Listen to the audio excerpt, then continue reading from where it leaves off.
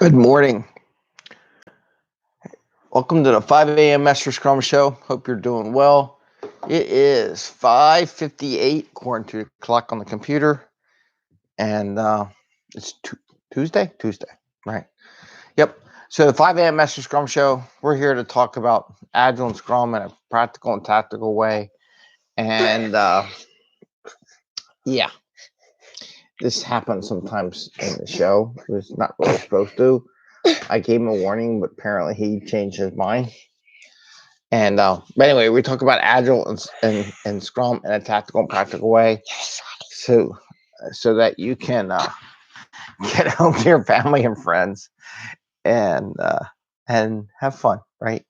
And also at the same time, grow the business, add value to the give customer value, work on rapid ways of trying to bring new value to what you're doing with the customer and everything like that, and balance and work and life at the same time, and have a little fun. Not that we don't have any fun here on the show. Anyway, okay, Ed, that's good enough. Go back to watching your show. Thanks, sir. Boo, boo, boo. Party pooper, daddy. Anyway, so a couple things just going on, and what up to today. Ooh, it's our 225th show episode, huh? Pretty cool. I just want to talk about very simple stuff. One, changing the time of your daily scrum and the impact of that activity.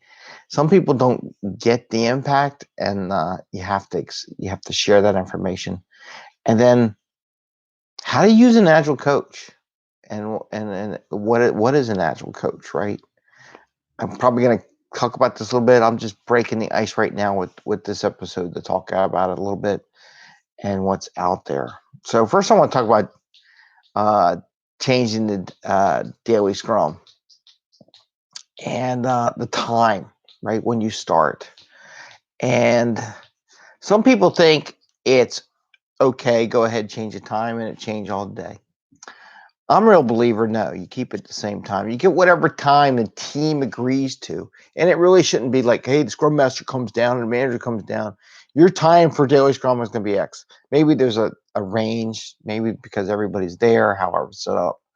But when you change the daily scrum because of other things, it triggers a lot of other issues subconsciously with your team and other people. If you change the daily scrum because of other things, it shows that other things are more important than daily scrum. My personal opinion, daily scrum is one of the most important things in the activity, because do you work with a team or do you work with other people?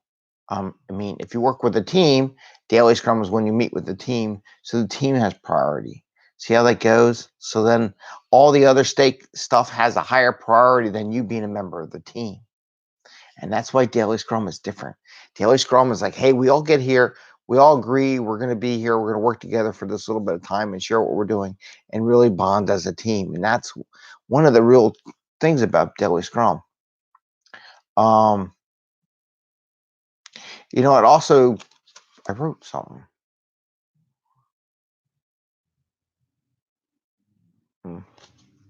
Whatever. But, because I can't read my handwriting, it's terrible.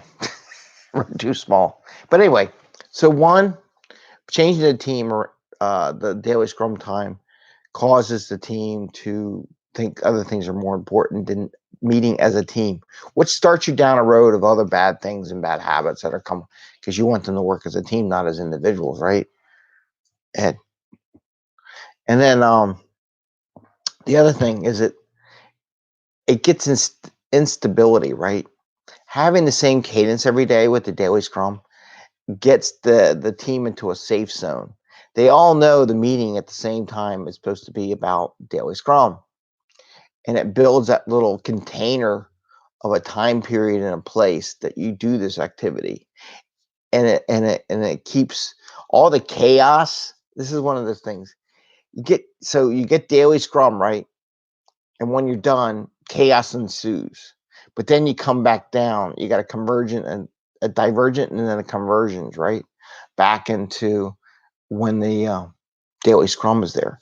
So it helps bring back the team as they go off in their world and come back. So it has a lot of things. So, but if you change it around, it doesn't have that cycle effect. It doesn't have that leveling effect. The stability itself in the daily Scrum. So you may think, what's the big deal? I'm changing my daily Scrum time. But there's a lot of big deal. It's really going to influence your team in a lot of bad ways and start a lot of bad habits. So always try to keep that daily Scrum at the same time. Now, there's a couple of days during the sprint, like the first day of the sprint and maybe the last day of the sprint, that you may not need daily Scrum. Definitely don't need daily Scrum on the first day of sprint because you have sprint planning. You're planning as a team. So there is no real need. You don't know what work you're going to do anyhow, so why do you need a daily Scrum? The other thing is the last day, you might have a little shorter one because it's all about the review of the product and the retrospective. I mean, you can have a short conversation about what you wanted to do. I guess the last day you can have a daily Scrum, the plan and how you're going to introduce and what you're doing that day. That's fine. With the first day is the only day you don't have a daily Scrum. So that's what I want to talk about daily Scrum. Keep it consistent at the same time, preferably the same place in the same way every time, right? Keep it stable. Second thing I want to talk about is Agile coaching. And I really don't think a lot of people know how to use a coach. I'm learning myself, right? I coach. I kind of know what it is. I'm getting my own coach, so I'm getting a coach's coach. I wonder sometimes if people know what to really do with their Agile coach or really what Agile coaching is really about. There's a lot of people that are been in the Agile world, but not necessarily Agile coaches, and they rate themselves as Agile coaches because that's the title, but they're not really coaches. I got 2 conferences that I'm signed up to do over the next month or so. March 18th, I'm doing the IIBA for Philly. Going to do a event there, and that's why I was bringing up the Agile coaching, because I'm going to talk about Agile coaching at that meeting with local people here in Philadelphia, a lot of BAs here in Philadelphia. And then I got another event that I'm on a panel for the Institute of Internal Auditors here in Philadelphia on April 18th. So that's a panel discussion. But the one I was really thinking about is the IIBA, and I'm going to probably come up with a couple sessions here on the show. Love your opinions, love some feedback on it. How do you use an Agile coach is what I'm thinking I want the topic to be, because I don't think anybody ever really talks about that. What is an Agile coach? How do you use an Agile coach? I don't think anybody really addresses that. We all come, oh, I'm going to hire an Agile coach. Well, what was it? I really don't think most managers and most executives and most people know what an Agile coach can do for you and how to use them.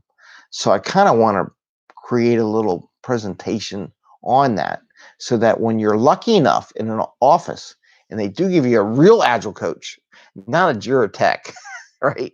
Not someone who knows how Jira or Scrum, or I know my ceremonies I can teach. Well, that's just one little aspect of Agile coaching. But really, a coach is someone who will help you work out your issues and things are blocking you from being high performing, right? They help you develop an accountability and also alongside of you and support you in that accountability to getting the things done is what I think. And then they help walk you through the process, help you become stronger over time. Some Agile coaches will give you the answer. I don't know necessarily that's the right purpose of an Agile coach. A lot of coaches just ask lots of questions. But the idea is that to get you to think that way, think in an Agile mode, think about solutions, process stuff for yourself so you don't need a coach all the time. And I don't know if that's necessarily a solution either. Because look at sports. They have coaches to push them all along all the time. In the consulting world, how I coach to get you to be able to handle all this stuff yourself because I'm not going to be there all the time. I got lots of teams to coach, lots of people that are in transformation, lots of people that need help. Long term, maybe you do coach people and they come back and forth when they need help. I don't know. I heard something interesting on Gary Vee, and it's kind of like an Agile coach. He had a young lady who was talking about her business and what she needed to do, and she was talking about not having a lot of money. And she's like, how do you do this? And Gary Vee's like, well, hard work. If you don't have the money, you put in the time and the effort, and you really grind it out. And she's like, I thought you were going to say that. I should have known you were going to say that. I figured you were going to say it. But she just wanted to hear it from somebody else besides herself. So in that instance, Gary Vee was like a coach, right? He was getting her to realize she already knew the answer. And his job at that moment was, well, you know what the answer is. I tell you it every time. What is the answer? And then she says the answer, which was hard work and just grinding it out to get the work done. If you don't have the money, I mean, if you have the money, you can buy it. If you don't have the money, you have to work harder, right? So those are the kind of things. So Agile coaches help you work through that process. But I want to work on what I want to present and how I want to present that at the IIBA in March. But if you have any ideas how you like using your coach, what you like about, please let me know. Share some thoughts. If you are an Agile coach out there, tell me what you think an Agile coach does. I'd love to hear. I'll put a little post up, put a question out there on LinkedIn and find out what everybody's thinking. And maybe I'll use some of those posts and concepts in my presentation in March 18th at the IIBA. With that, we're going to say, hey, it's Tuesday. Have a great day. Enjoy it. Go find your Agile coach. Have a sit down. I actually offered that to a person the other day. I don't think she was expecting it. It's supposed to help another group. And my boss is like, go work with them. I'm like, okay. So when I was talking to the RTE, the person in charge of this whole program, I was like, she was asking me questions, how we're going to do mechanically, like in Jira and stuff about stuff. I'm like, sure. I said, you know what? I said to her, do you want an Agile coach? And she said, do you want to do some real coaching sessions? Because I know she's stressing out. She got a lot of stuff going on. She's like, sure. So I'm going to coach her about a half hour every week. Talk about her issues, what she's stressed about, how to walk through the process, and help her walk through issues.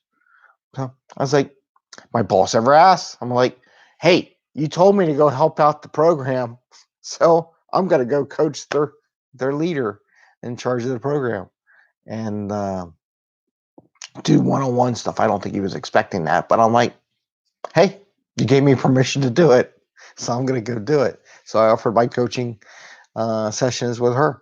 So we'll see. We'll see how it goes. Hopefully she does good and I can help her out and have her less stress. My biggest thing is that, yeah, you're working late, aren't you? That's me. Anyway, I want mumbling. I want to say, go find your Agile coach. Do not change your daily Scrum time. Have it consistent. Otherwise, you're going to create turmoil and stuff and underlying issues that you have no idea what you're about to start.